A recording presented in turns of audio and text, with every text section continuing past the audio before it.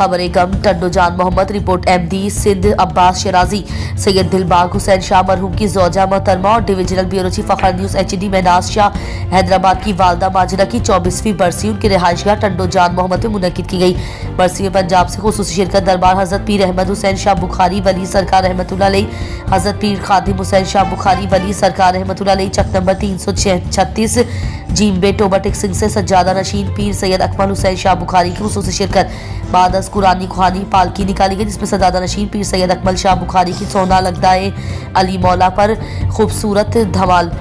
जोजा मोहम्मद सैयद मोहम्मद दिलबाग हुसैन शाह मरहूम के दरबार पर हाजिरी और सज्जादा नशीन पीर सैयद अकमल हुसैन शाह ने दुआए मगफिरत की।